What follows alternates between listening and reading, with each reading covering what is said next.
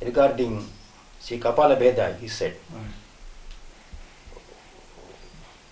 even in 1917 Ramana Gita was written in Skandasramam, that you know. Then afterwards he went to some other places. For a few years, 3 or 4 years, he was not at all seen by his close devotees. Yasdhar Swami are famous and Kapali Sathirati. And they came to know that he is in second rabat. So in 1921 or so, June or July, they went and saw, in second rabat, Nayana. At that time, because his life is full of tapas, there is no rest or respite for him. Always doing tapas, he is nothing. He neither wants fame or name, nothing. Then when they saw something glow in him, he is something new, he is full of light. And Nayana also said, I am full of light, I am having light, I need something. I think Kundalini has become to work actively with that. So he said, my tapas fulfillment only at the feet of my master. It's all due to the grace of Bhagavan. Anyway, I must go to Tiruvannamalai, he said. So by the almost end of 1921, he came to Arunachala. At that time, Bhagavan was living with his mother and other things in the Skandasramam. He first went to Skandasramam, had his blessings. Then he came down to his old cave, Amra Guha. The cave which is the birthplace of Uma Sahasram, and where Maharishi also, formally lived for some time. There is a shloka about that cave that I will tell you afterwards. Then he was there and was doing tapas, full of tapas. There is no difference between day and night for him. There is no difference between the inner state and outer state. He was going on doing tapas and tapas, full of both morning and evening, always throughout, day and night. Then at that time, he used to go almost every day, once to see his master, and then coming back, like that going on. One day, he felt some pain. He felt as if something is breaking his head and something coming out full of bliss, something like that. He couldn't bear it. And he was fully intoxicated. He was not under his control. He was something like that. So he wrote that about his state and sent a letter. Then next day, somehow or other, he went to Maharishi with some difficulty and prostrated before him and told him whatever he is to tell him all about his pain and other things, his state or experience, other thing. Bhagavan patiently heard all those things. He just looked at him. Then he put his right hand over his head. He just passed over his head, everything. Then he advised Nayana, you have castor oil, have castor oil before bath. Then after bath, you anoint your crown of your head with almond oil, he said. Then he came back, he did that. That night, he was excruciating pain. Something is he couldn't bear, he can't say. He can neither sit nor lie down on his side, nor even stand. Of course, there are some people, Kondaya and some other disciples are serving him there. And he is feeling some poison is spreading throughout his body, something like that. He was not able to explain, going on. Then suddenly, that day, that night, a sound was heard. Big sound. Even his daughter and wife, they were not so far away, probably they heard this sound. Then after that, the skull broke, and that sound, it caused an aperture hole, that very, very small. From that, something like a smoke or vapor emanated from that, going upwards to the sky like that. And it was going on for 10 days. Many who have seen it. Then afterwards, it subsided, and he was full of joy, that cool bliss, some Shakti energies following. He was all calm and everything, no pain, nothing else. And his face shines like anything, his eyes glowing, and he is changed to he is full of light, he became light, anything. Whoever that appears before him, they can feel it like that. Even until his life, after that 14 years lived. This was happened 1922 beginning or so.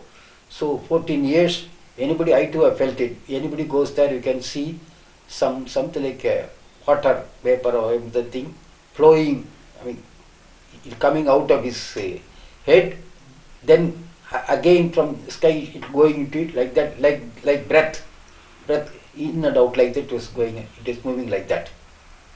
That's the state. Then he said, oh, now nothing, I had my fulfillment, everything is over. At the same time, after that he began to revise his Ramanasramam.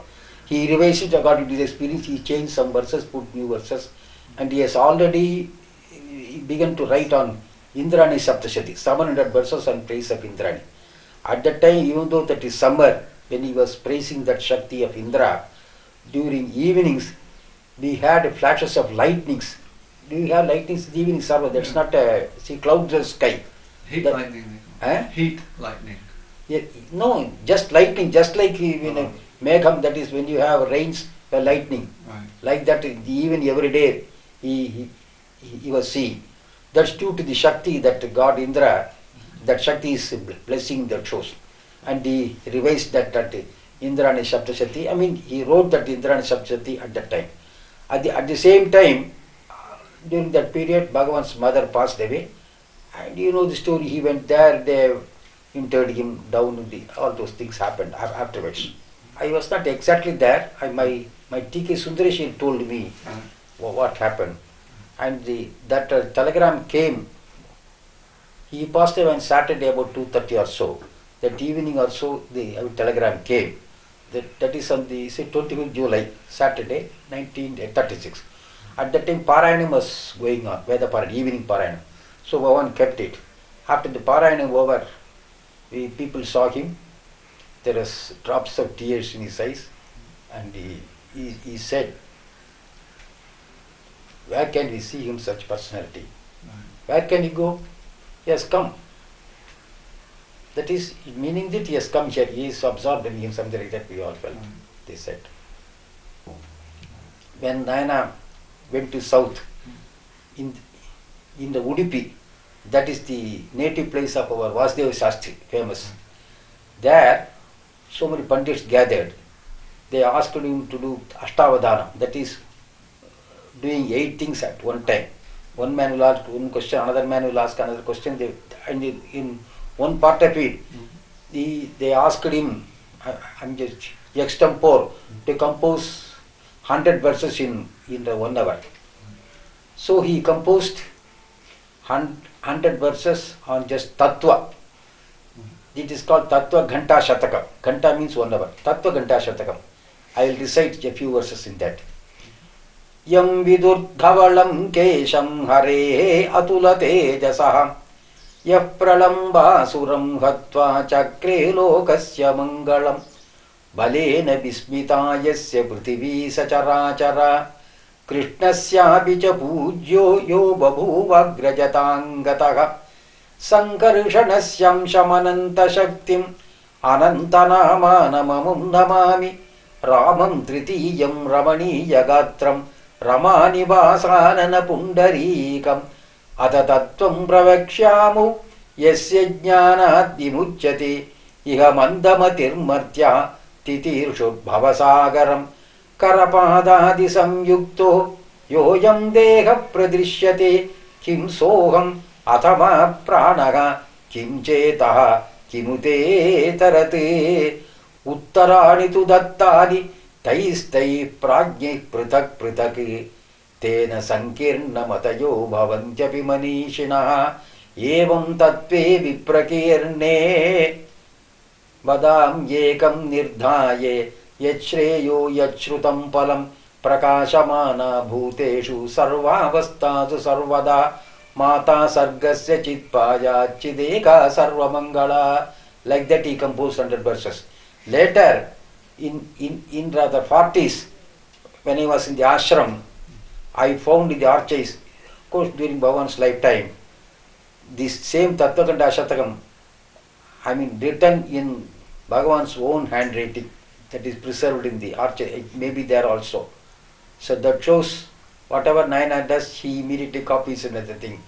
Bhagavan himself copied that whole Ramana Gita in his own handwriting. It is published by Ramanamaharshi Center for Learning, Bangalore. And like that, he used to copy many things.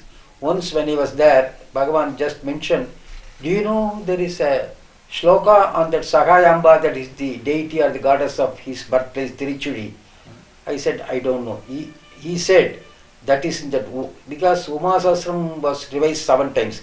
The first or second edition or the second recension, second time he revised that version or first time itself, that first finds a place.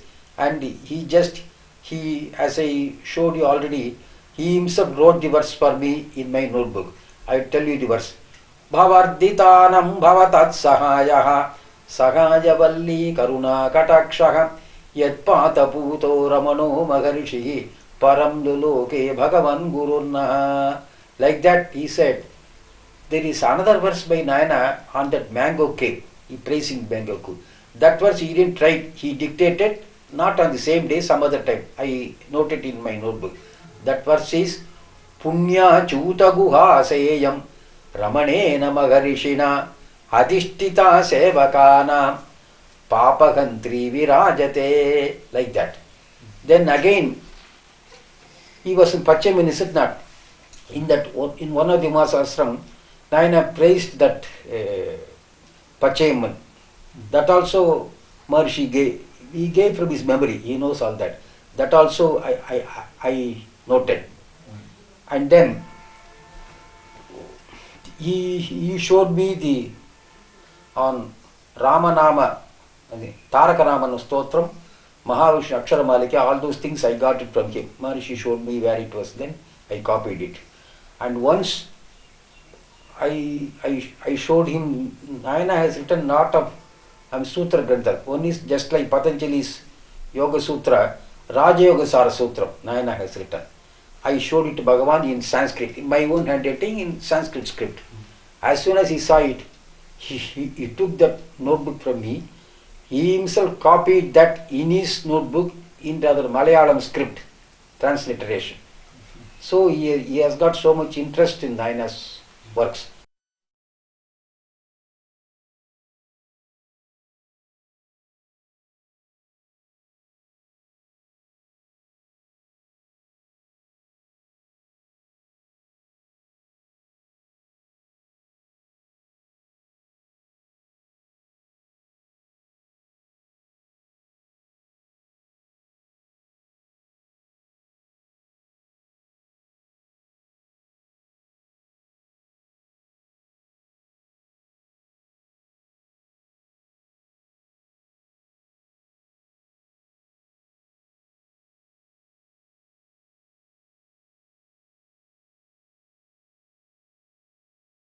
And there is another thing also I can say. When somebody asked him when Nayana was in Shirasi about the full meaning and importance, significance of that Vachat Bhuve Namaha, that Guru Mantra in the Ramana Gita, Nayana simply said, Nayana alone can say, you must ask Nayana. Then James Ashrama, everybody wrote to Nayana in Shirasi. That is in the, I think, 1933 or so. He wrote a commentary or Bhashyam on one, it is solar eclipse day, that day, it is mentioned in that. He gave the Bhashyam and that came to Maharshi. And that has been translated by Shankar Narayanan, I told you already, that Guru Mantra Bhashyam. So, and then whenever any letter coming from Nayana, those days, Maharshi used to read it, he will show it to important people, those who know Sanskrit, even to me also. He will keep it safely with him. It was there with him with all the letters. Now it is maybe in the archives. And when Uma Sahasram was being printed with commentary, Vishwanath Swami going through the proofs, Maharshi also will just see the work when it was coming here. When Kavikanta passed away. Kavikanta passed away in July 25th, 1936. He passed away, in his last days. He had in his armpit one boil, and he suffered lot of pain. Even though he himself is Ayurvedic doctor and everything, he didn't mind it. He was indifferent. He didn't take any medicine, nor he allowed anybody to treat him other things. But he was quite indifferent. But he was going on doing japam, dhyanam, and then writing, because his writing itself is a tapas. He said whatever he writes, and whatever he writes, he says it's all the grace of Bhagavan that writes. So Bhagavan's message is silence generally, but his activities are done only through me. So the grace worked through me, that has come into light as in the form of so many works. That's my mission. That's whereas Bhagavan's, and then in one of his letters he says Bhagavan's awareness is his form, awareness is his body, awareness is his abode, and awareness is his weapon. Like that he writes in his letters also. So he was for 20 days, before that he said, within 20 days I will get my siddhi, fulfillment, he said. Nobody didn't know at that time that he is going to pass away. Before the 20th day, on the 19th day, there is rain about 2 o'clock also, that is on Friday. And almost he was living in some thatched room, 2 rooms. Except his place, everything was, drenched, full of water leaking. When somebody wanted him to go to some place or to go to Calcutta, another thing, he said, we will go out tomorrow at 2:30, he said. But actually next day on Saturday at 2:30 he passed away. And then when he was staying in Calcutta, along with these devotees who are Andhras, and that they were working some railway, our Paramacharya, that is Kanchi Kamakoti Pitadipati, that senior pontiff, was camping there. That is about 1935. Even though he heard of his attainments, fame and everything, he didn't meet him here in these parts. Why? Nayana was a social reformer. He is not for untouchability. He wants for the eradication of untouchability and other things. Very great social reformer. They steeped in tradition. They don't like his face. But with all that, some urge came to him. He wanted to meet him because he is a great man, So he sent word through his devotees who are serving there. Let Nayana come. Let him not bow to me. Let him come and sit there. I'll give him an asana. We both talk, they said. So Nayana, just like a child, when he was called, he went there. And the pontiff was sitting, he also was sitting. Of course, they conversed in Sanskrit. The beauty of it is, Nayana, he will never criticize anybody unless if anything debatable points comes, he will never leave it. But he himself won't initiate anything, controversial subject. So, no controversial subject was talked. General, they going on and conversing in Sanskrit. At one place, at one time, he just expressed, these are all bondages. I got this matam puja and other things, many work, mundane work I have to do. I have no time for other things. Nayana answered in Sanskrit, you can appoint in your own lifetime some junior, then you can repair it. You can do your own things. That's how it happened in later years. After some years, nearly 15 or 20 years, he appointed his junior. And before appointing, we said that, he asked him again, is there any precedent to appoint like that? He asked him in Sanskrit. Nayana said, no precedent necessary. You yourself can create precedent. Such a great man, you see. Nayana said like that. So that's how it happened afterwards.